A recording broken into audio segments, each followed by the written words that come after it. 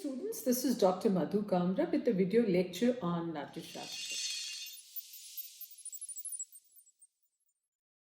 Now, Natyashastra is regarded to be a comprehensive manual on dramaturgy. It dates back to 200 BC and then 600 AD. That means it has no specific date of origin. As far as the composition of Natyashastra is concerned, you'll find that it holds strong association with the personage of Bharat Muni to be its composer. In short, it is also known as a science of drama that makes the text all the more important. Natyashastra explains that it took place sometimes during the Treta Yuga, and Abhinav Gupta developed a scientific and poetic principle on it, and the composition that he made is called Natya Vritti because it details the nature of a dance, therefore a dance manual.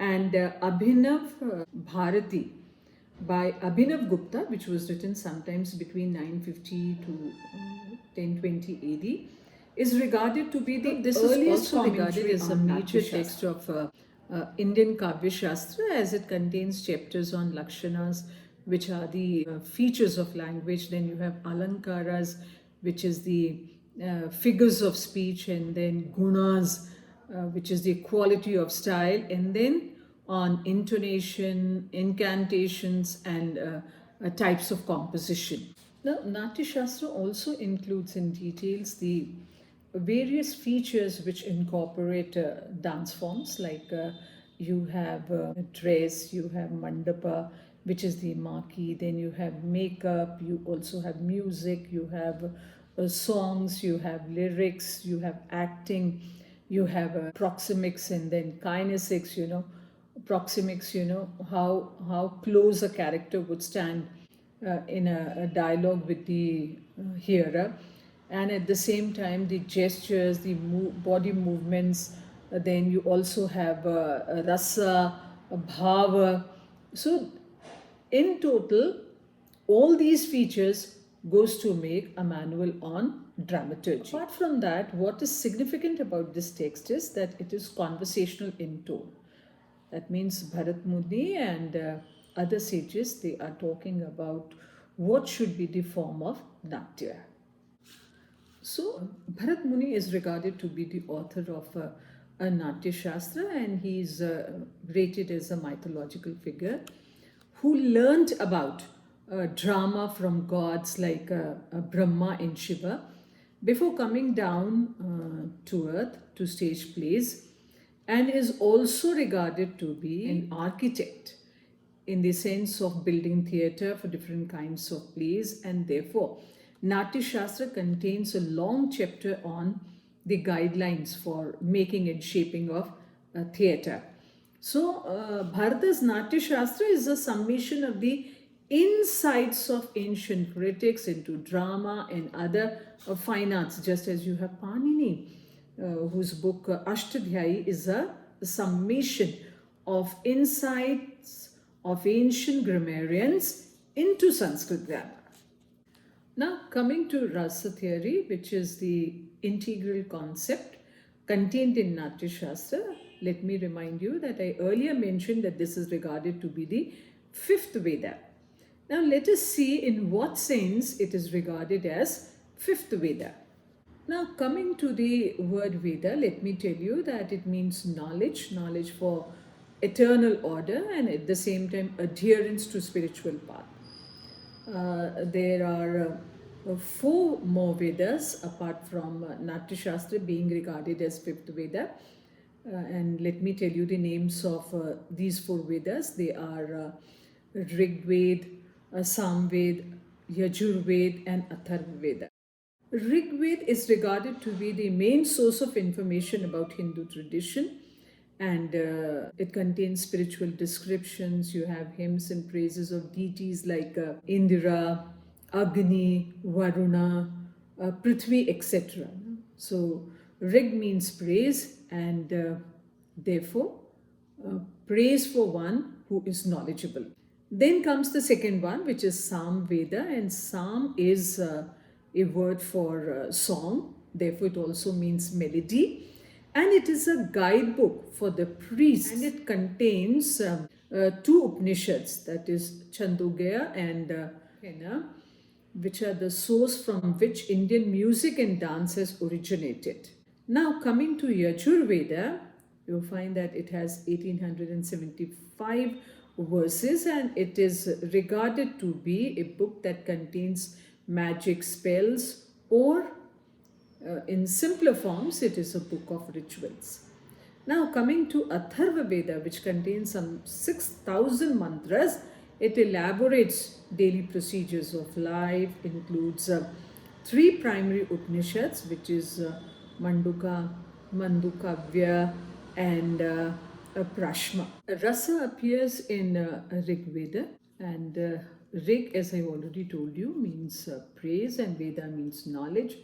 This Rig Veda contains 10,522 mantras, and it is primarily focused on Indian arts and art experiences in the form of aesthetic pleasure.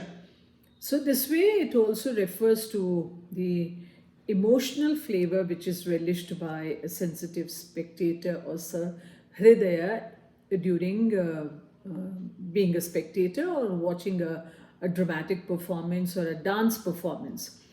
So, this way, what is important is the agency of bhavas through which emotions or rasas are created. So, the importance of rasa to poetic theory was written and established later by Anandavardhana in 9th century. Now, let me tell you in specific what is rasa. Already we have seen rasa in a generic sense. Rasa is a kind of a sentiment generated for audience or spectator from a piece of creative object. As I told you, that it could be a drama or it could be a dance performance. Now, this is produced when an amelioration of vibhava, which are the determinants, and anubhava, which are the consequence, and vyabhichari bhava, transitory moods, get into a blended action. So, rasa is created when these sthayi bhavas, which are the dominant emotions, are activated in the spectator or a darshak. Spectator in Hindi is called darshak. So, let me elaborate on the blend of vibhava, anubhava, and vyabhichari bhavas. Now, rasa is produced from a combination of these three bhavas, of which vibhava, as I told you earlier, includes characters as well as circumstances that cause or excite emotions. For example, when Wordsworth wanted to write about the poem Daffodils, you find that he had the visual image of it, of the daffodils, when he had visited the space which contained those beautiful flowers. So, the beauty of those beautiful flowers was the reason that excited emotions in him, and the resultant product was the poem The Daffodils. Now, coming to anubhavas, you find that this includes consequence. So, Wordsworth going to a particular space where he finds yellow daffodils tossing their heads in the air, making a sight of beauty for him, excited emotions. This was the vibhava phase of rasa.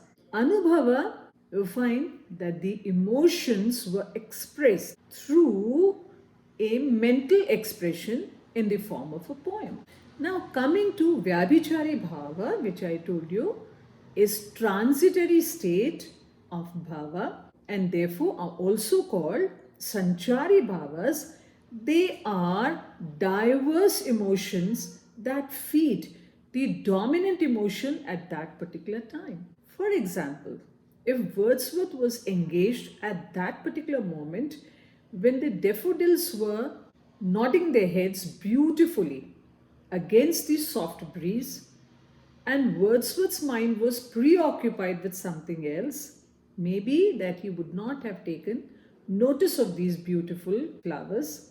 Hence, no poem and no poetic pleasure for we readers.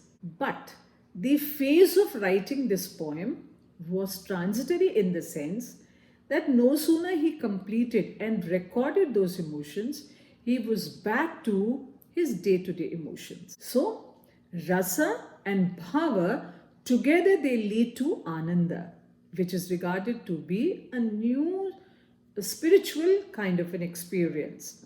Now, at times, this ananda is expressed through what is called rasa abhinay. It is the performance on the stage whereby the rasa is communicated to you through gestures, backdrop, through landscaping of the space, and also through dialogues. Now, when you know Vibhava, Anubhava, and Sanchari Bhavas or Vyabhichari Bhavas, let me also tell you that Vibhavas, which are the objective conditions for the production of a particular emotion, is they can be of two kinds. First is Alambana Vibhava, when a person or persons with reference to whom the emotions get manifested. So now coming to example, a young boy when gets attracted to a young girl, the feelings or the emotions that he realizes falls under the category of alambana vibhava. Second comes uddipana vibhava, which refer to the circumstances that are created as a result of excitement. For example, the sight of a beautiful scenery or the feel of a fragrant breeze or the twinkling of stars can create uddipana vibhava. So now coming to bhavas, the first bhava which you have on your screen is rati, that is love, and the rasa which it produces is shringar. The deity associated to shringar is Vishnu, and the color correlated to it is green. The second one is hasa, that is hasya, which also means comic. The bhava is hasa, the rasa is hasya, and the deity is Ganesha, whereas the color connected to it is white. Coming to the third rasa, which is shoka, that is sorrow, and the rasa created is Rudra. The deity is also by the same name, Rudra, and the color associated is red. Coming to the fourth bhava, which is Krodha, that is anger, and rasa is Karuna, deity is Yama, and the color is grey. The fifth one is Utsaha, and the rasa which names it is Veera, and deity is Indra, whereas the color is associated to is light brown.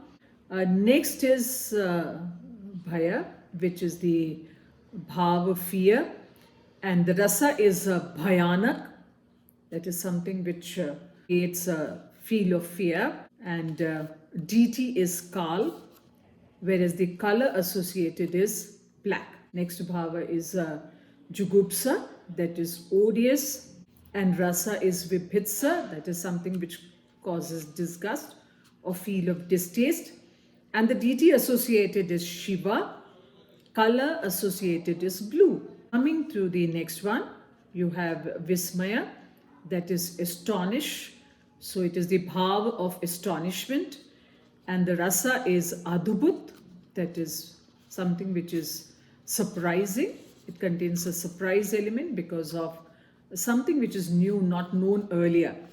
And the deity related is Brahma, whereas the color associated is yellow. So apart from the 8 rasas, you have the 9th one, which is called Shanta or Shantam. This is identified as peace, and with the addition of this rasa, you have the concept rasa as Navrasa also. And here you find that the suggested deity is Vishnu, and the color associated to it is white. Apart from these 9 rasas, you have 2 more additions which were later added, but because it lacked specifications, you don't have it within the body of rasa theory. Those are the Vatsalya, which is the parental love, and Bhakti, which is the spiritual love.